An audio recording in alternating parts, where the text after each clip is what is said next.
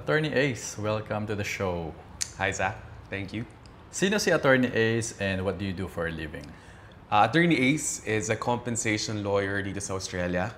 I assist people involved in an accident, yung mga na-aksidente sa trabaho, na-aksidente sa road, and road vehicles, for example, and na-injure sila dahil dun sa aksidente nangyari sa kanila. So kapag na-injure ka, meron kang karapatan para to make a compensation claim laban sa mga insurance companies ng iyong employer or nung kotse na bumangga sa'yo. So, paano ka napunta ng Australia? So, mahabang kwento actually. So, una, my sister actually was the one who was supposed to come here. So, dapat talaga siya yung pumunta dito, yung kapatid ko. Yung kapatid ko yung dapat mag-aaral dito. Kasi siya talaga yung Australian. Galing siya sa, dito siya pinanganak sa Australia. So, nung papunta na siya dito, siya lang mag-isa. Kasi obviously, my parents are in the Philippines. So, nangyari, parang sabi ng parents ko, bakit hindi ka sumama sa kanila? And this was the time din na medyo hindi din sobrang, the best yung nangyayari sa akin during my teenage years. I was in one of the most prestigious schools in the Philippines, Ateneo.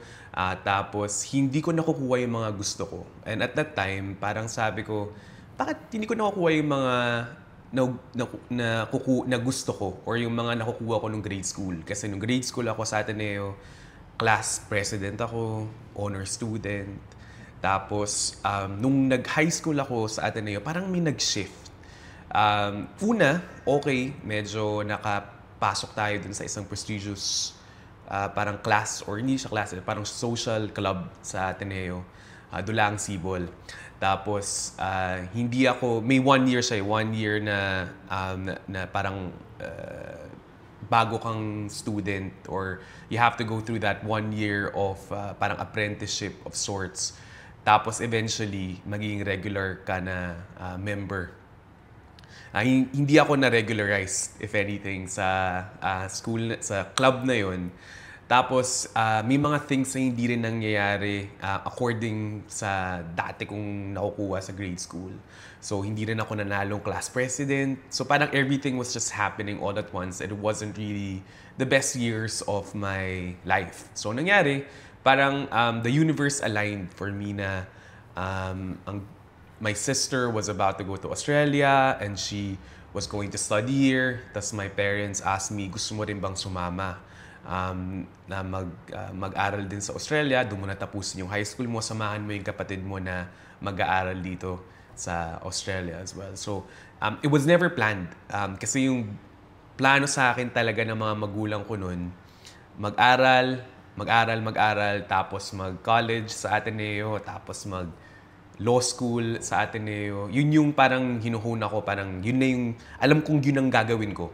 Bata pa lang ako, alam ko nang yun na yung gagawin ko. I remember yung class, ano tawag doon? Yearbook.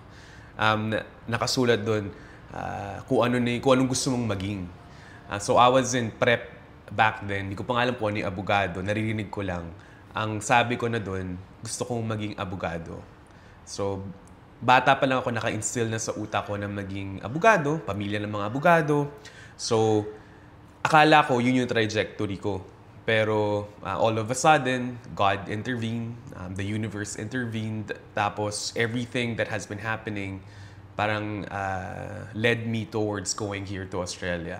And then eventually, yun, doon ako nagstay. Dapat mag-aaral lang ako kasama yung kapatid ko. Tapos pagkatapos niya, balik na ako doon.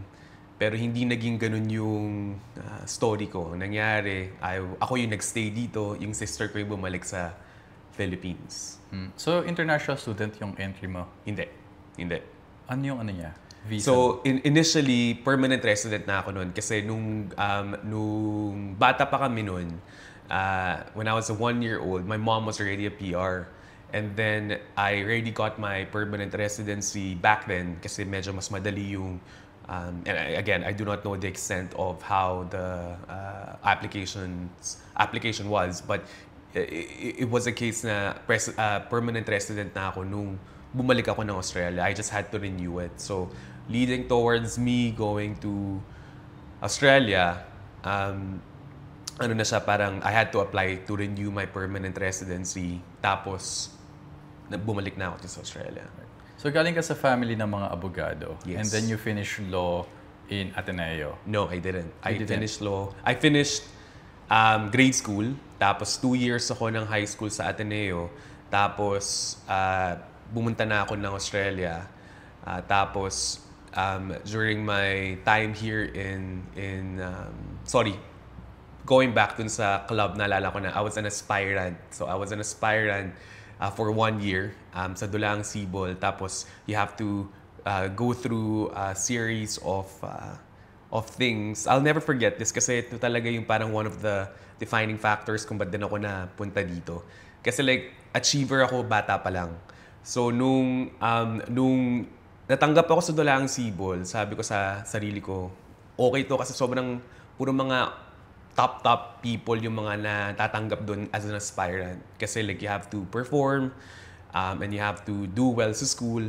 Tapos eventually, during that 1 year na magpapakitang gilas ka dapat, they will evaluate you. Tapos they will tell you kung magiging parte ka pa ng club na yon the year after. So one of the reasons parang sabi ko, why am I not going through things na okay, na kaya kong gawin dati, was that parang hindi ko nakuha yung dating nakukuha ko naman. So I was quite upset as a teenager back then, looking back. But blessing in disguise, I guess, kasi kung natanggap ako sa Dulang Sibol, I would have said no to my parents to come here with my sister and study here kasi I really would have enjoyed my years there. At may barkada na rin ako dun when first year high school ko. Tapos nung second year, nung hindi na ako natanggap sa Dulang Sibol, and then I was in my second year high school, sabi ng parents ko nga, come to Australia, doon ako nakapunta dito. Tapos there was, kasi ang start ng year sa Philippines, July, sa Australia, around January, Feb. So during that time, doon ako nag-apply ulit ng permanent residency ko. And then after that, I got into high school here sa Queensland, sa Brisbane. And then dito ko na tinapos yung high school, 2 years. And then I went straight to the University of Queensland for uni. And I did Bachelor of Laws in Journalism. So galing ka sa family ng abogado, but personally, ano yung nag-motivate sa'yo to become a lawyer? And here in Australia, hindi sa Pilipinas? Narinig ko sa tatay ko yung mga natutulungan niya. And nung abogado pa lang siya. Tapos coming home and hearing stories when we have Sunday lunches with the family kasi yung uncle ko abogado, yung isang uncle ko nag-aral ng law, nagtatrabaho sa Congress. Tapos yung dad ko naman judge. So mom ko nag-aral ng law. So lahat kami every Sunday meron kaming lunch or dinner sa bahay, kung sino mang bahay. Tapos we always talk about, politics, we always talk about news, we talk about the law, yung mga cases na hinahandle ng mga hinahandle nila. Tapos we just discuss about those things. Tapos growing up, I've very much engaged myself in news and public affairs. So parang sobrang intrigued ako nung bata ako with yung mga saksi, 24 oras, TV Patrol, yung mga news outlets.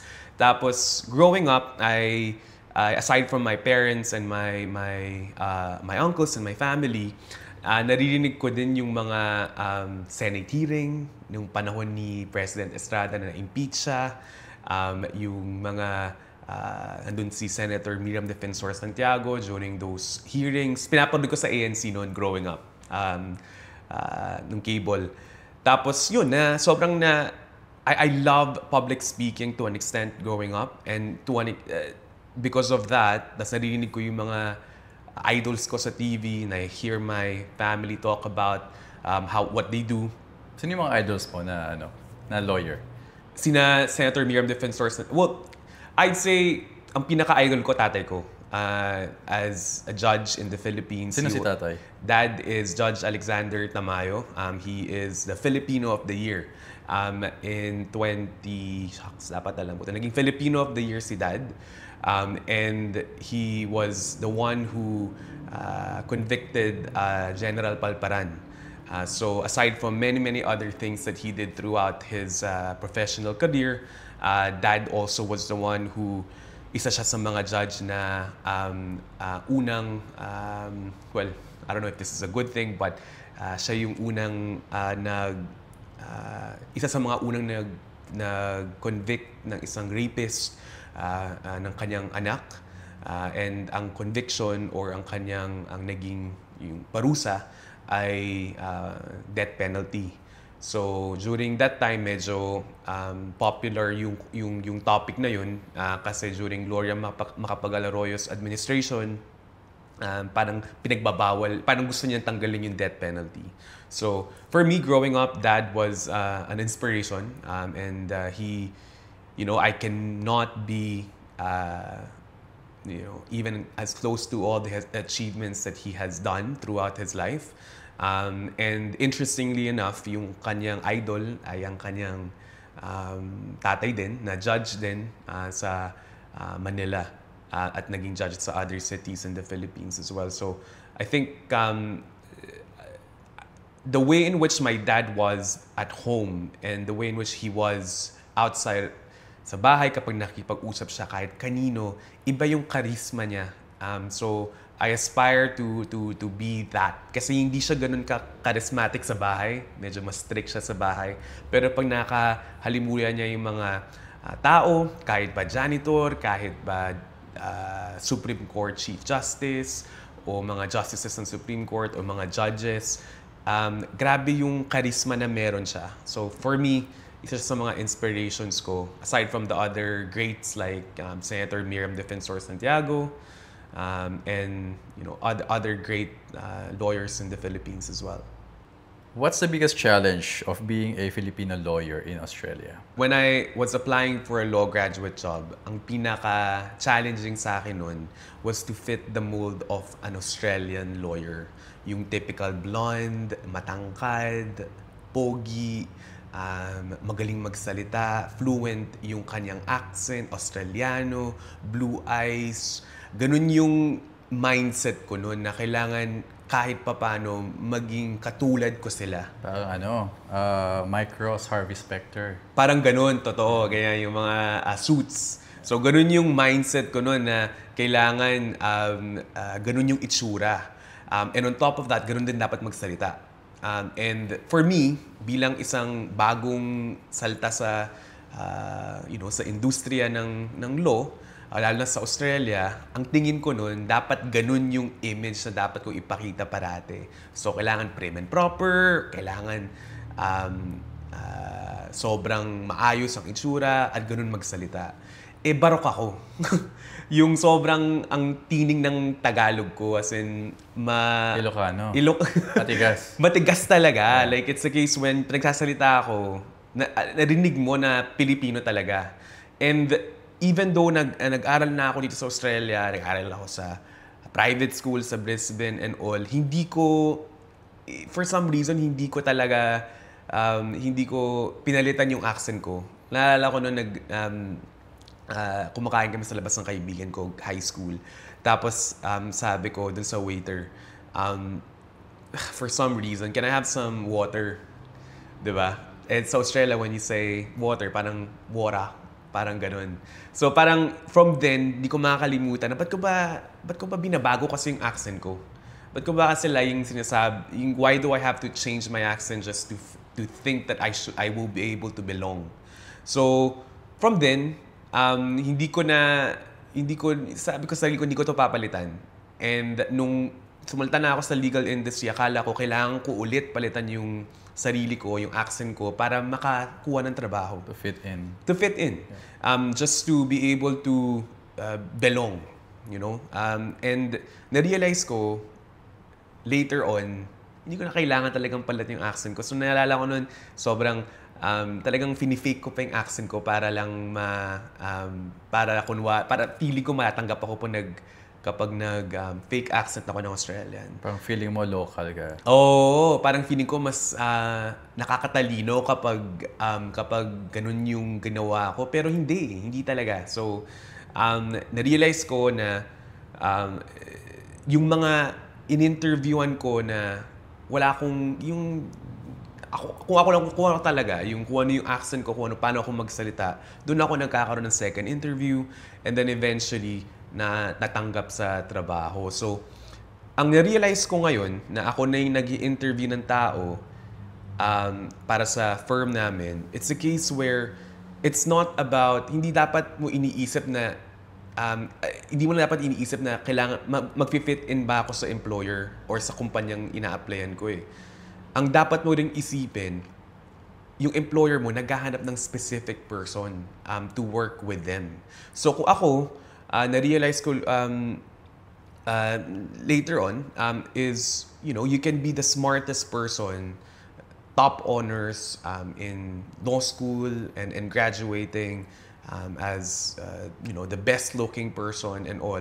Pero kung hindi ka fit dun sa trabaho na ina-applyan mo, hindi ka pa rin matatanggap eh. So, ako, nagkataon yung employer na pinasukan ko nun, yung law firm na pinasukan ko, they were really specifically looking for me. So, yun, like, it's just the universe aligned. Tall, dark, and handsome. Yun yung hinahanap nila. Ganun. Yung mga lawyers sa Pinas na gustong mag-Australia, can they practice law here straight away? Or do No. they have to go another bar exam? Do they need to study again? No, hindi sila agad-agad na pwedeng mag-practice dito sa Australia, even though they were lawyers in the Philippines. So they have to study or get accreditations sa kanilang inaral sa Philippines. And on top of that, they have to go through what we call practical legal trainings. And then after finishing that, kailangan ka rin ma-confirm ng Supreme Court na ikaw ay fit and proper person aside from all of those other things that you have to prove to become a practicing legal practitioner, practicing lawyer dito sa Australia. So may maki-credit ba or parang start from zero? They need to study again. How many years pa? Well, kung straight law ka, you can just finish it around 3 to 4 years. May mga schools that they allow you to just go through 3 to 4 years of straight law. And you just, finish law school and then do your practical legal training and then apply to become a legal practitioner in Australia. Ang ginagawa ng iba, nagma-masters of law. Yung isa kong kaibigan na, he was a lawyer in the Philippines and was admitted na sa Philippine bar, one of the hardest bar exams in the Philippines. Tapos, pumunta siya dito sa Australia, nag-Masters of Law siya. Hindi yun sapat kahit Masters of Law para mag-practice ng dito sa Australia. You have to go through the accreditations, yung educational requirements, plus yung practical legal training, and then apply to the Law Society and get admitted sa Korte Suprema ng Australia. So lumaki ka na surrounded by abogado, lawyers, top lawyers like your dad, yung mga tito mo. Can you give me the shortest answer possible, yung big difference ng pagiging abogado sa Australia at sa Pilipinas? Mas straightforward yung mga abogado dito sa Australia, hindi paligoy-ligoy. Sa kanila, black and white. Walang emotions attached, walang hindi yung pagagandahin or kunwari, one simple sentence. Sa Philippines kasi, yung mga abogado, they have a way to write something. Parang parang mas mahirap intindihin, mas matalino pakinggan. Yung mga cases, if you read cases in the Philippines, very flowery yung mga words at yung mga phrases na ginagamit. Dito sa Australia, straightforward yung mga case laws. Diretso yung mga sagot, yes or no, hindi paligoy-ligoy. Mm-hmm. And it's the same din sa pagpa-practice ng law. Very creative kasi sa Philippines eh. However you want to explain or however you want to interpret creativity is. In Australia, it really is very practical. You just have to follow the steps. And the creativity comes in the way in which you argue, hindi yung process in itself, if that makes sense. Hindi yung process yung ginagawa mo ng paraan, yung argument mo in terms of following the process that you have that creativity as a lawyer in Australia. That's what I think. That based obviously sa experience ko with my with my family and my friends as well in the Philippines, mas straightforward, practical dito sa Australia. Marami akong mawawala ng kaibigan sa Philippines. Personally, para sa'yo, saan mas rewarding maging lawyer? Philippines or Australia? Sa Australia. And I Bakit? can tell you why. Kasi dito, hindi ako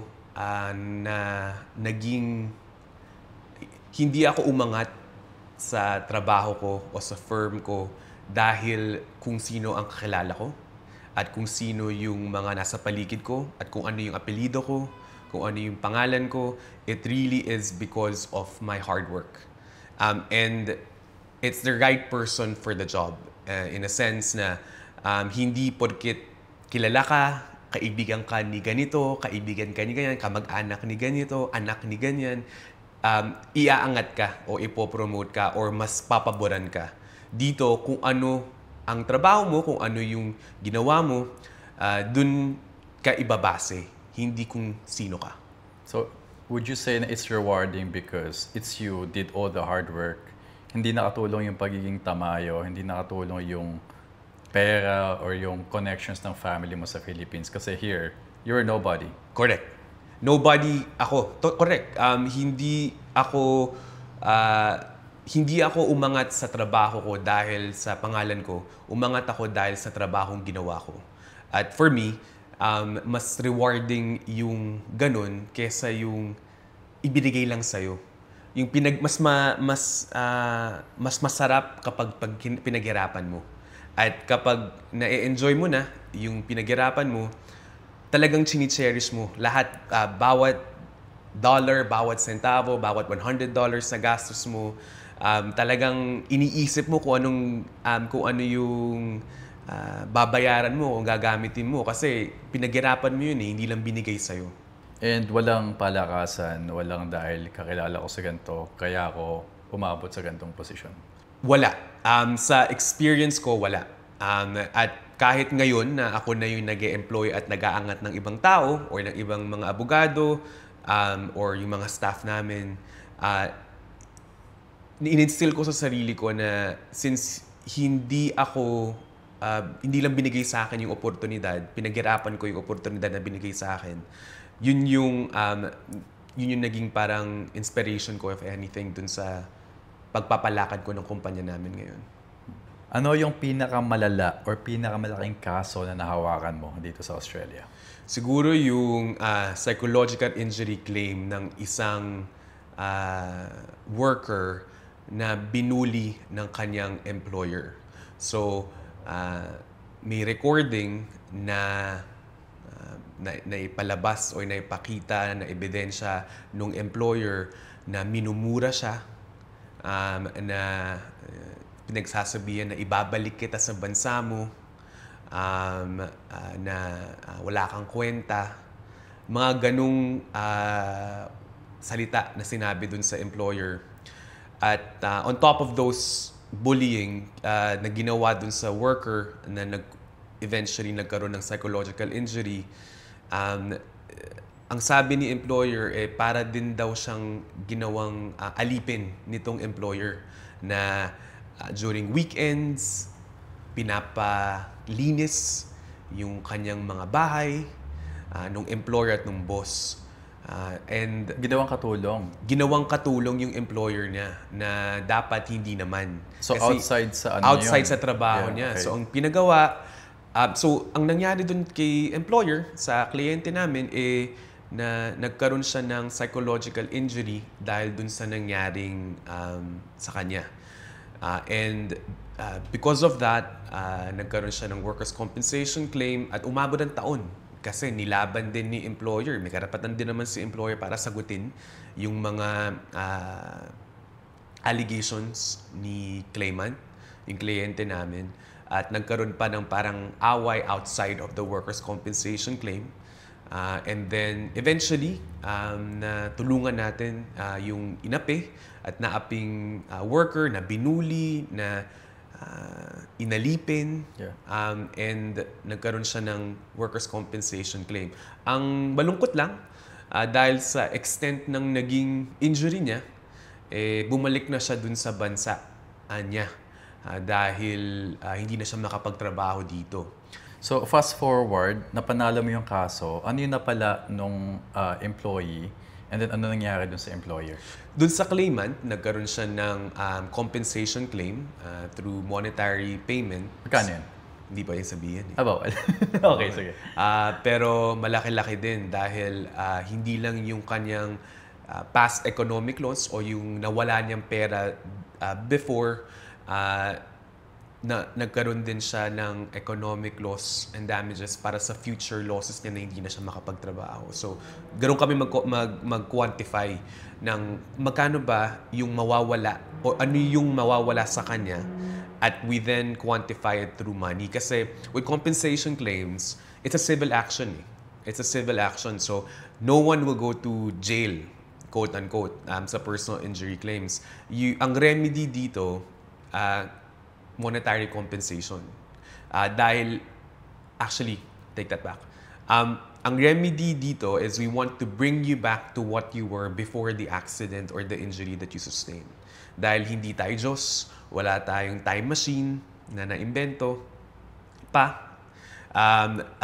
Ayon sa batas, what we do is we compensate them, and the remedy would then be monetary compensation. In how much the monetary compensation is, ganun yung trabaho namin, kinu-quantify namin kung ano yung mawawala at nawala ng na-injure na person dahil sa incidenting nangyaring hindi naman niya gusto. So, ano yung trabaho ng compensation lawyers like you? Dine-represent namin yung mga claimants na na-injure sa trabaho or na-injure kapag na-aksidente sa kalsada at may mga insurance claims. Ano yung steps para makapag-file ng compensation claim dito sa Australia?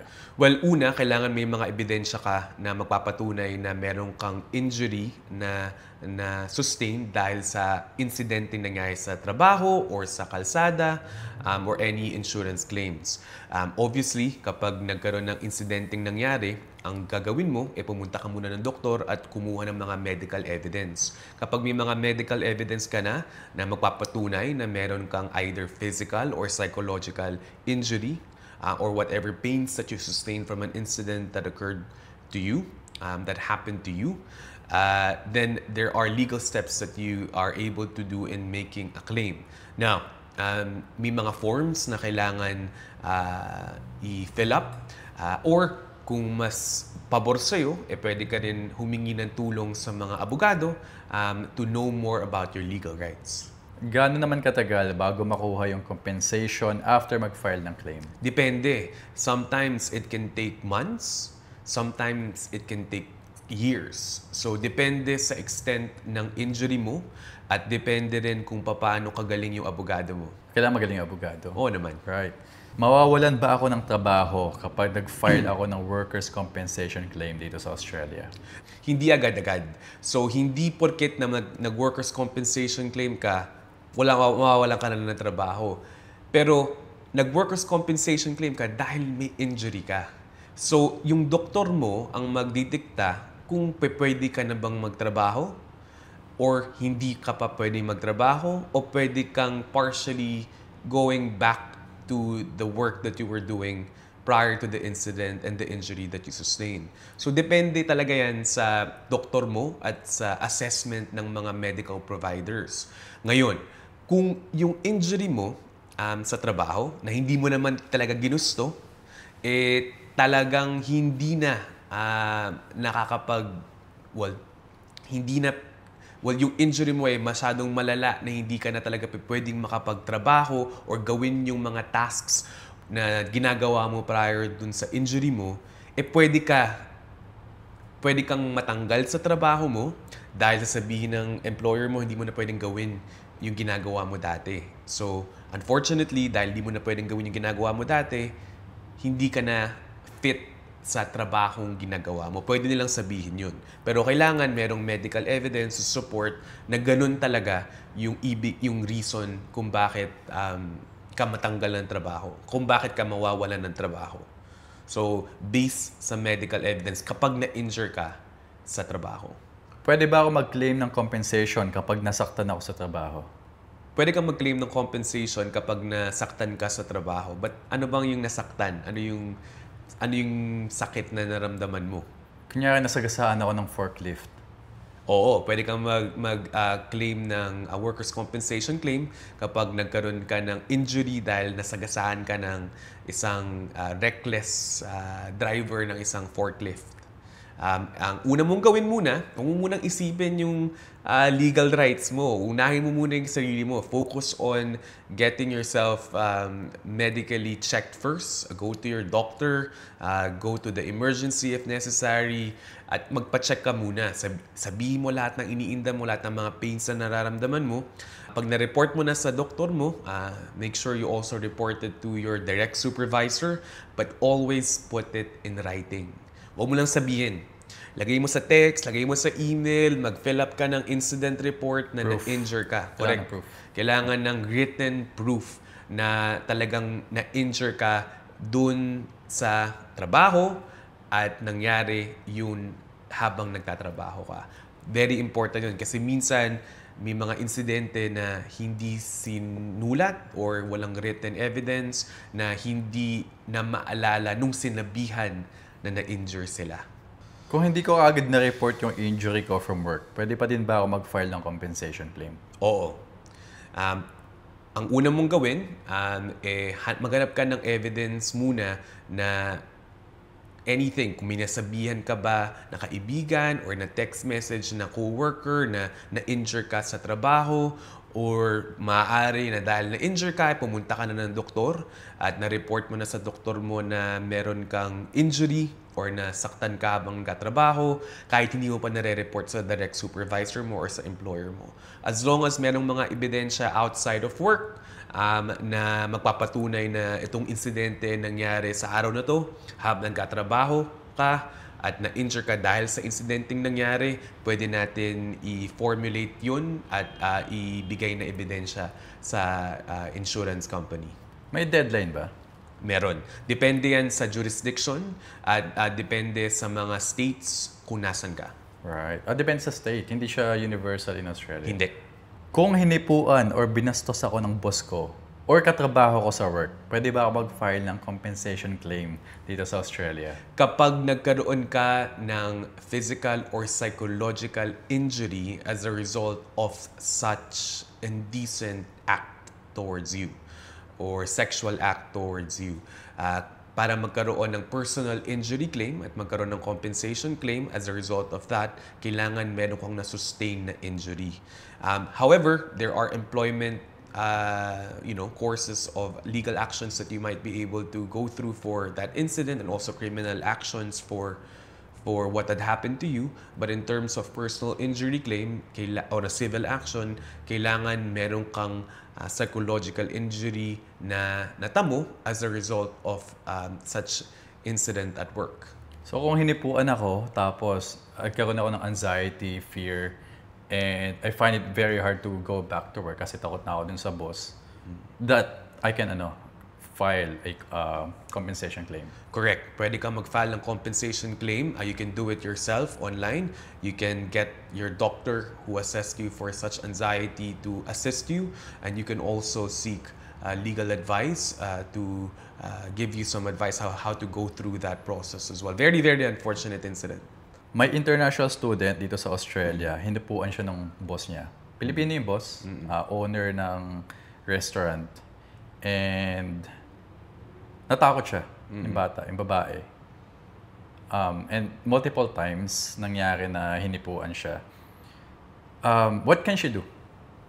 Well, ang problema kasi minsan hindi nire-report yung mga insidente nangyari dahil sa takot na baka mawala ng trabaho, mawala ng income habang nasa student visa. Pinagbabantaan siya ng owner na pag nagsumbong ka, kakancel ko yung visa mo, nagka-cash on hand ka, i-report kita, mapapauwi ka. Yun ang mali eh. Kasi wag mo umpisahan ang don't start something. Wag mo umpisahan ang isang bagay sa maling how do I say it? Like, don't start something na mali. Kasi ang problema kasi, ang nangyayari,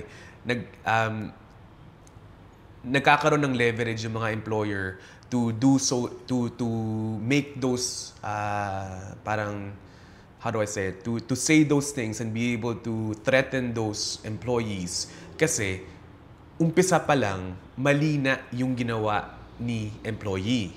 So ngayon, parang may alas ako, may alas din siya. Correct. So, maglalaban tayo. correct. So sasabihin niya, teka muna, di ba tinanggap nga kita dahil gusto mong trabaho na cash in hand na outside of your allowed working hours. So ngayon, may mga tendency na naaabuso ng mga employer yung mga employee.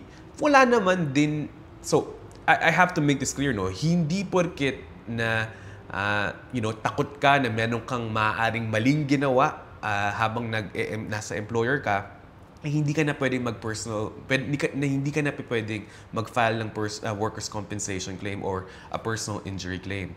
So, hindi porket tingin mo may mali kang ginawa or yung employment mo merong maaaring hindi tama o illegal, hindi yun magka-cancel ng iyong karapatan para mag-file ng workers' compensation claim.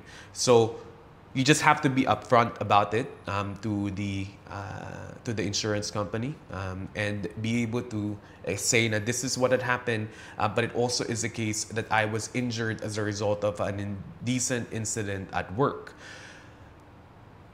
Hindi porket mali yung posisyon mo, tatanggapin mo na mali ang dapat gawin sa'yo. Dapat ilaban mo yung mali o yung mga karapatan mo dahil sa mga maling ginagawa sa'yo. Sino yung mas manganib sa kanilang dalawa? Yung international student na nagka-cash on hand o yung employer niya na hinipuan siya and also nagpapasweldo ng cash? Depende yan kung sino ba kung ano ang tingin mo na mas importante. Yung oportunidad na magkaroon ka ng magkaroon ka ng a better way to get a visa here in Australia kasi ang mindset mo pag nagkaroon ka ng workers' compensation claim baka hindi ka makakuha ng permanent residency or whatever that may be. Pero kay employer naman, kapag nag-report si employee, aside from the fact na maaaring hindi lang personal injury claim o civil action ang pwedeng ma-filean sa'yo, may mga other things din na mas malala, na mas punitive in nature, na parang maaaring mahatulan ka dahil sa ginawa mong indecent or sexual act kung napatunayan talaga na ginawa yun. Yung mga international student na hindi pinapasweldo ng tama, yung boss nila Pinoy, they work in a Filipino, kunyari restaurant. So, nag-overtime, hindi binabayaran, tapos underpaid, and it's causing them psychological injury. Can they make a compensation claim? Can they file? If mapatunayan na talagang yung kanilang anxiety and psychological injury is a result of what has been happening at work, whatever that may be, if it really is detrimental to their mental health, at merong mga backing ng medical evidence, maaaring pwede silang mag-file ng workers' compensation claim at depende na yun sa investigasyon ng work cover or ng insurance company kung ano ang magiging hantungan or hatol in the end of that workers' compensation claim. Can they do it as a group? Kasi nag-reach out sa akin, Melbourne-based, lahat sila na 3-4 of them nag-complain sa akin na, Kuya, ganito yung nangyayari. Mukha lang mabait yung owner pero we're all underpaid. You work overtime. Employment issue na yan Okay. Ang kailangan, and I don't want to touch that employment concern. I can give you some basic advice in terms of what they should be doing. But the fact that they are underpaid or they are not getting paid correctly, hindi yun gamay ng aking personal injury claim industry kapag hindi sila na-injure dahil sa nangyari sa work. Mm-hmm. Kailangan merong injury na na-sustain, hindi lang porket hindi ka binayaran, pwede ka na mag-file ng compensation claim. Kailangan meron kang injury na na-sustain dahil sa trabaho o habang nagtatrabaho. And psychological injury is a serious injury, no? Hindi lang physical na nasugatan ka. That's a really good way of putting it, no, Zach? Kasi psychological injury, ano pa yan, you have to really distinguish what is a psychological injury. Is it PTSD? Is it anxiety? And so on and so forth. And different state has different definition of what is a serious injury. However, having said that, as long as it is a psychological injury sustained from,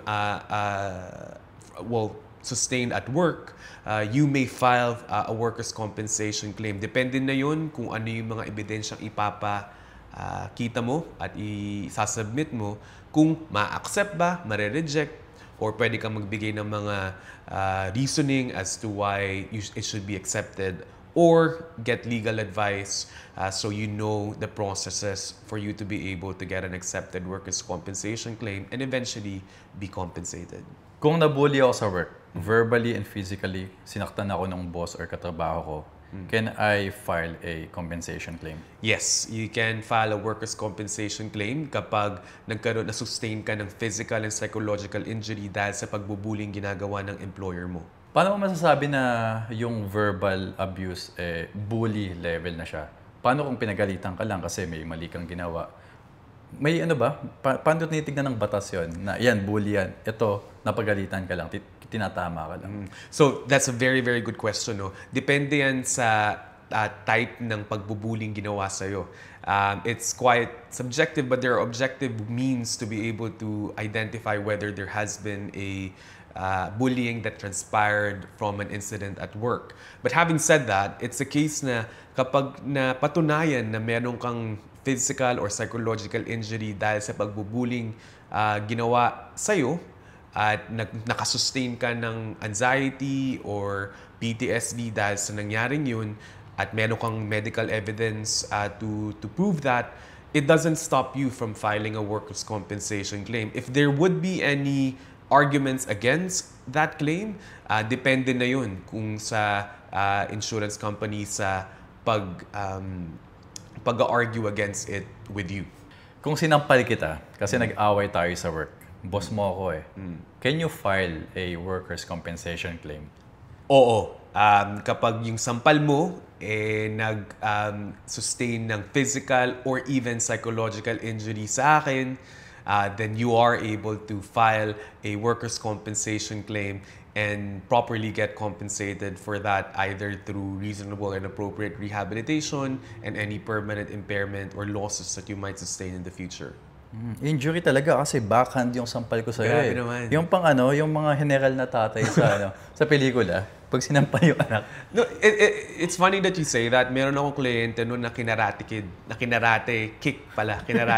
ng isang dementia patient. Tapos ang nangyari pa noon, kinarate kick siya tapos kumuha ng mop. Tapos pinagsasapok yung assistant in nursing. And then on top of that, sumisigaw na siya. Sabi niya sa manager niya, nag-report. Pero yung manager hindi pinapansin kasi dementia ward. Tapos na-videohan na pumunta yung manager, tinignan lang, tapos umalis. Tapos ang nangyari, series of unfortunate events, ang ginawa ni dementia ni patient, hinubaran yung empleyado at yung assistant in nursing. Tapos to the point na nakikita mo, tinanggal yung bra niya. At as a result of that, yung mga physical injuries na sustain niya, nagkaroon siya ng psychological injury. And when we were running that claim, it was a case na nagkaroon ng, ang kanya naging dominant injury, hindi na yung physical pains na nasustain niya from those attacks by that dementia ward patient. But it was more so the psychological injury of her being afraid to go back to that job. Kung sinaktan or binugbog ako ng asawa ko, can I file a compensation claim? For you to be able to file a workers' compensation claim, kapag katrabaho mo si wife, at nagkaroon kayo ng altercation sa trabaho, maaari kang sigurong magkaroon ng opportunity na mag-file ng workers' compensation claim kapag nangyari ito sa trabaho. Pero kapag binubugbog ka na ng asawa mo, ang una mong dapat gawin, umalis ka na sa relationship na yun. Dapat hindi ka na nagsistay sa mga ganung toxic environment. And if anything, there are other legal actions that you can make aside from, a workers' compensation kung katrabaho mo talaga si husband or si wife, kung sino man yung nangaapi. Mahal niya paano yun? Naku, mahirap pag mahal Handa siyang mabugbog.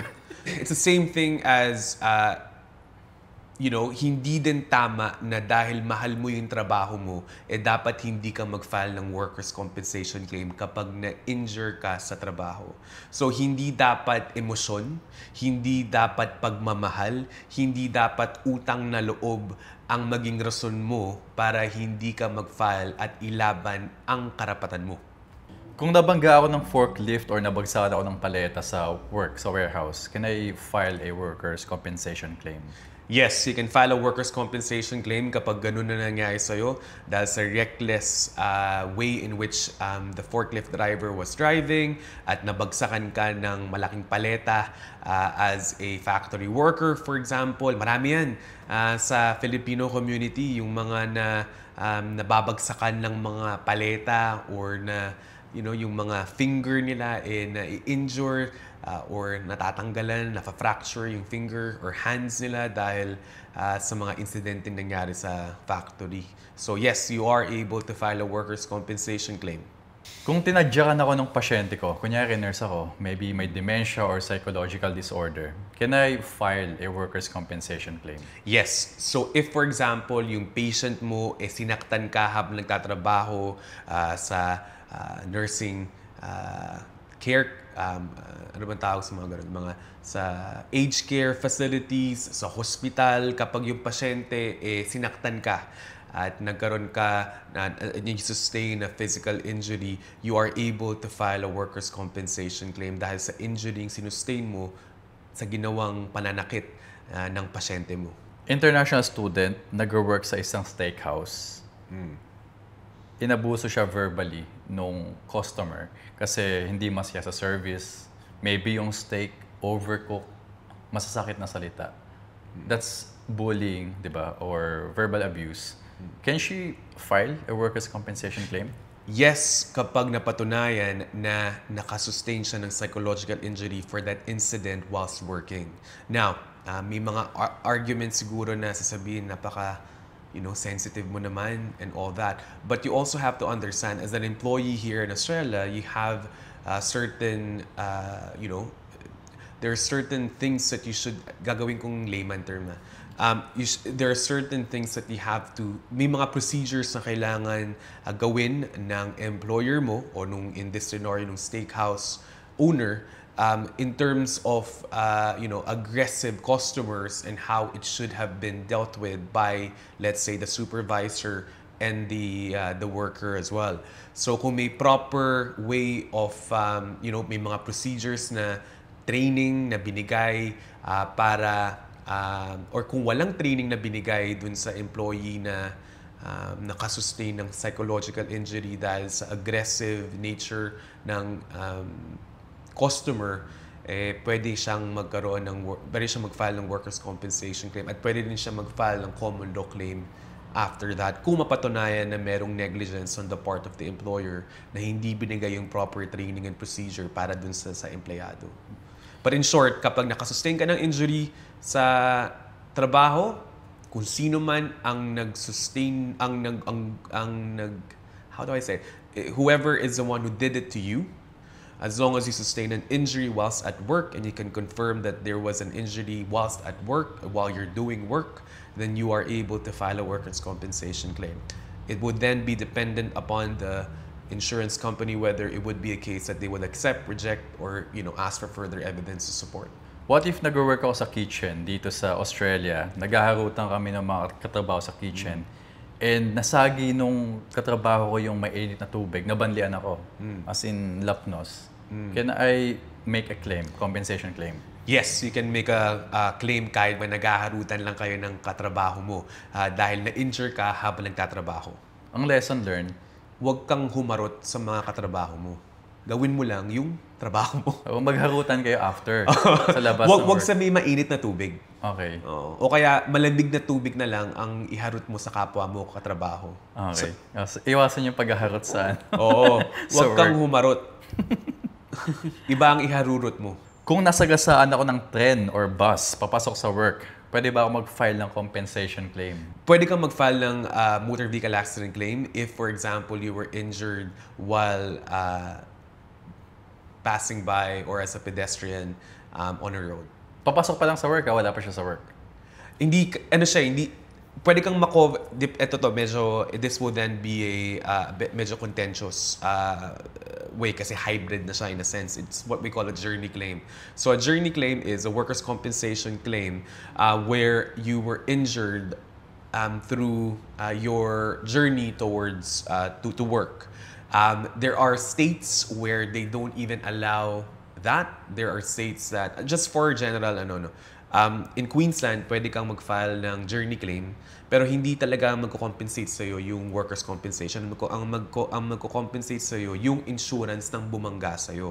Sa Sydney, kailangan yung nangyaring motor vehicle accident, nanggaling from, it's part of your job. So for example, you're going from Office A to Office B, hindi yung Office A to heading home. Or may mga jurisdictions kasi na iba. In Brisbane, you are able to file a you can make a claim for a workers' compensation claim for an incident that had happened while heading to work. But the one that will actually compensate you if, for example, hindi ko yung may kasalanan, yung insurance company ng most at-fault driver. In this case, yung driver ng tren o yung driver ng bus. Kung nahiwa yung kamay ko, yung daliri ko, say I'm a chef dito sa Australia, can I file a workers' compensation claim? Yes, pwede kang mag-file ng workers' compensation claim kapag nahiwa yung kamay mo habang nagtatrabaho sa kitchen. Kawawa naman yung daliri ni Kuya. Wala na. 10 mga daliri, wala na. Sana mabalik. Pero pwede. Pwede. And ano yung yung process nun? If you can explain it to me in very quickly. So, file a workers' compensation claim, provide medical certificates to confirm that the injury that you sustained, wait until the insurance company work cover accepts or rejects your claim, and then once it has been accepted, then you can go through reasonable and appropriate rehabilitation to fix your injury or to assist you in terms of your rehabilitation. And if there is any permanent impairment as a result of such injury, depende sa mga different states, it will be a case that you are able to also get a compensation claim or a lump sum payment for a permanent impairment. Kung sinipa ako ng kalabaw or kabayo, kasi farmer ako sa Australia, can I file a workers' compensation claim? Yes, you are able to file a workers' compensation claim kapag sinipa ka ng kalabaw o kahit ba aso o pusa pa yan. Kinalbot ka ng pusa, for example. If, for example, the injury was sustained while you are working, then you are able to file a workers' compensation claim. To an extent of whether it will be accepted and rejected is dependent upon the evidence that you will provide and file and submit. Is that considered bullying dun sa kalabaw na yun? Madedemanda ba yun? Madedemanda ba yung kalabaw kapag, for example, sinipa ka? Diretso Teka muna, katay. may kalabaw ba sa Australia? Baka. Baka, Oh, cow. yeah. Cow, yeah. Oh. But cows are not kalabaws. Whatever. Same. Kapag sinipa, may mga I actually had a claimant na sinipa ng kabayo. So, nangyari sa kanya, he was working in a racetrack. Tapos masyadong mababa yung gate. At dahil doon, tumalon yung kabayo, nasipa siya at nagkaroon siya ng injury. He was able to file a workers' compensation claim. He was also able to file a common law claim and for any losses that he sustained from the injury sustained. Kung natuklaw ako ng ahas, kunyari yung venomous ahas dito sa Australia or kunyari kinagat ako ng gagamba, yung redback, while I'm doing work. somewhere. Can I file a workers' compensation claim? Yes, as long as mapatunayan mo na kinagat ka ng dangerous animal or insect whilst you are at work and you have medical evidence to back that up, then you are able to file a workers' compensation claim. Nasa ospital ka na, nakakatay ka na. Ano ka pa habang nagbibigay? Mamamatay ka na, nagsusuot ka pa na. Though, this is where I'm saying na kailangan unahin mo muna yung sarili mo. Huwag mo nang isipin yung workers' compensation claim. Unahin mo muna yung sarili mo. You only have Safety one first. body, right? Correct. Safety first. You only have one body, take out the claim in itself. Focus on you first. Get yourself checked. And I always say this, and I will continue saying this, common sense would dictate na kapag na-injure ka, pumunta ka muna ng doktor. Magpa-check ka muna. Kasi hindi naman abogado ang magbibigay sa'yo ng advice kung meron kang injury o wala. Ang magbibigay nun ng advice yung mga medical providers. Di doktor na rin dapat kami, pero hindi. So, make sure if you're injured, go to the right person for the job. And in this case, doktor. So, magpa-check ka muna kapag napatunayan na meron nga talagang injury na nasustain sa trabaho and it's something that really would affect you, will affect your work and affect your life, then, look into your legal rights as well. Pero, wag agad-agad in terms of like kapag na-injure ka kahit ba anong nangyari sa'yo sa kalsada, sa trabaho, ang una mong iisipin, claim. Hindi ganun. Ang dapat mong unang iisipin, sarili mo. Kung nasaktan ako ng bata, say I work at a childcare center, unintentionally, aksidente, nasaktan ako ng bata, can I file a workers' compensation claim? Oo, kahit nga sanggol eh. Kunwari yung sanggol cost you back pain because you keep on carrying a newborn baby, for example, and it costs you significant neck pain, shoulder pain, lower back pain, whatever that may be, you are able to file a workers' compensation claim. Again, you have to go to the doctor, get yourself checked, and then provide those medical evidence to the workers' compensation insurance company or whatever work cover and file that claim. Kung nagkaroon ako ng spinal problem kasi yung work ko, let's say I'm a banker, lagi ako nakaupo in front of computer, can I file a workers' compensation claim? Yes, you're able to file a workers' compensation claim as long as you're able to prove na yung back and spinal injury mo, even though it's a sedentary job or sedentary task that you're doing, was caused by work and happened whilst at work as well. Kasi ang daming ganun no? Mga Pinoy na HR or bankers, nakaupo all day.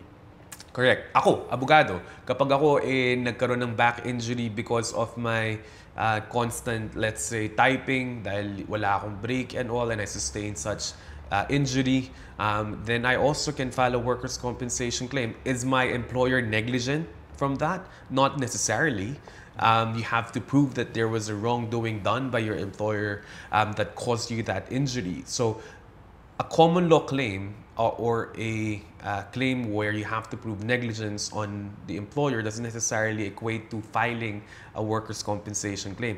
You are able to file a workers' compensation claim if you were injured whilst at work. Kung cleaner ako dito sa Australia, nagbabahay-bahay as in naglilinis, tapos nadulas ako, and I got injured, can I make a claim, workers' compensation claim?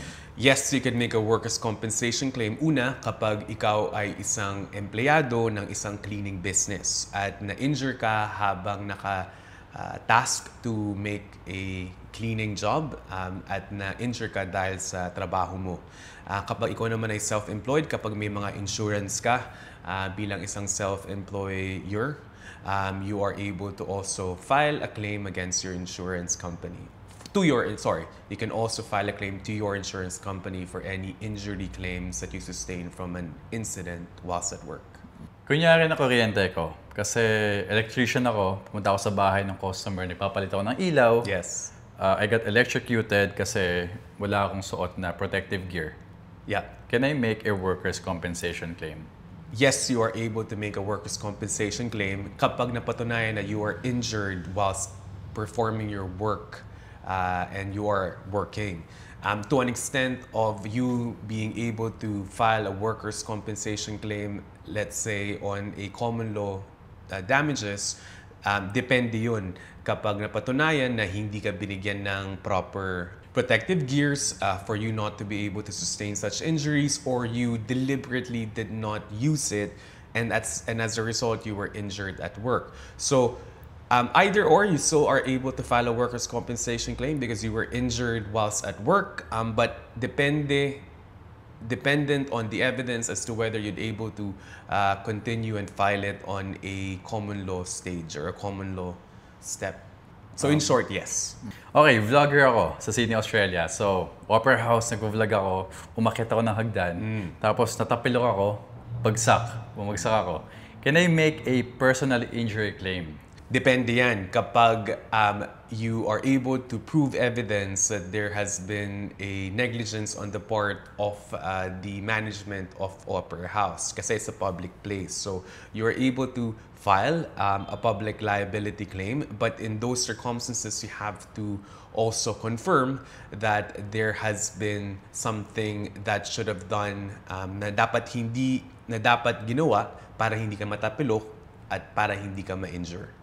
Yung mga content creators na may haters, bashers, yung hater na yon, content creator din, they called out another creator, and as a result, suffered from mental health, maybe yung business niya sa content creator nag-decline. Can he file a civil action?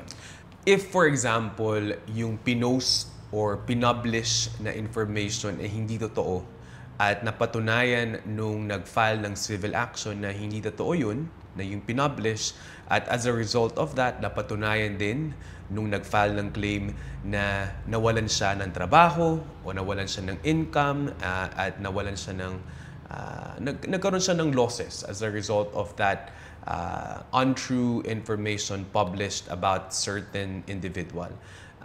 Maaring magkaroon siya ng claim at maaring manalo in terms of any civil remedy such as monetary compensation.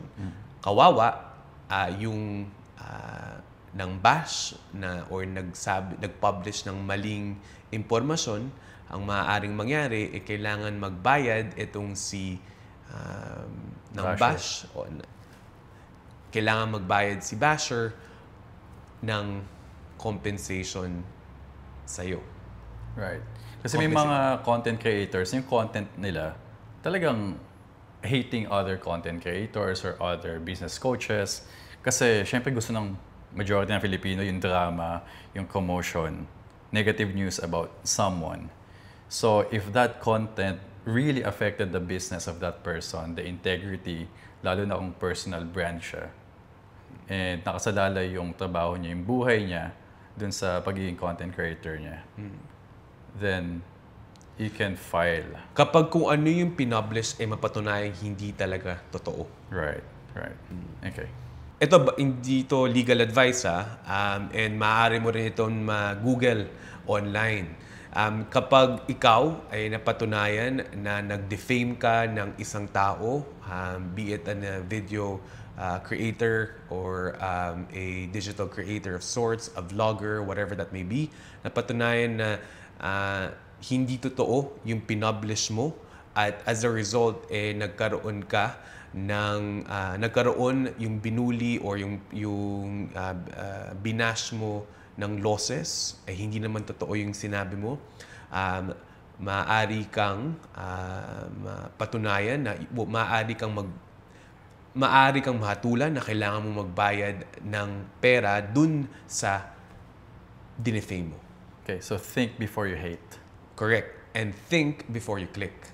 Attorney Ace, advice sa mga Pilipino in Australia or even sa Philippines na gustong maging abogado, katulad mo, successful lawyer here in Australia.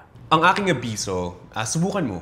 Hindi mo malalaman kung para talaga yun sa'yo hanggat hindi mo subukan. Abogado pa yan, doktor, nurse, student sa Australia, or whatever that may be. Hanggat hindi mo subukan ng isang bagay, hindi mo malalaman kung para talaga yun sa'yo o hindi. So, ang pinaka-abiso ko, subukan mo, try until you would know. And also, siguro, huwag kang matakot na maging ikaw. Huwag kang matakot dahil meron kang accent, mukha kang maliit, or hindi ka kamukha ng mga typical na abogado na nakikita mo sa TV o nakikita mo sa trabaho. Pare-parehas kayong kumakain, pare-parehas kayong nagto-toilet, pare-parehas kayong nagkakasakit, pare-parehas kayong tumatae, pare-parehas tayong tao. Depende yan sa galing at sa tapang mo at sa diskarte mo in terms of the work that you do. So, wag kang sumuko dahil sinasabi sa'yo na hindi mo kayang gawin yun. Attorney Ace, what's your advice sa mga Filipino na naaabuso sa trabaho? They know they can file workers' compensation claim, but there's always a fear. Natatakot na mawala ng trabaho, mawala ng opportunity. Kung hindi ka sigurado na pupunta yung boss mo o yung employer mo sa lamay mo kapag namatay ka dahil trabaho ka ng trabaho, huwag kang matakot na ilaban yung karapatan mo. Sabi nga ng kapatid ko, trabaho ka ng trabaho, pero nandyan ba yan kapag nandun ka na sa hospital at hindi mo na kayang lumaban at magtrabaho ulit? Hindi. At kung ang sagot mo ay hindi, huwag kang matakot na ilaban yung karapatan mo, lalo na kapag na-injure ka sa trabaho. Attorney Ace, naging estudyante ka din dito sa Australia. Ngayon, successful lawyer ka na. What's your number one advice sa mga international students na nagsisikap, nangangarap? A lot of them losing hope, walang pathway to become PR or to achieve the life that they want. What's your number one advice to them? Siguro yung abiso ko, kung akala mo ito na yung limit mo at dahil ito yung akala mong limit mo, magi-give up ka na bilang isang estudyante dito sa Australia,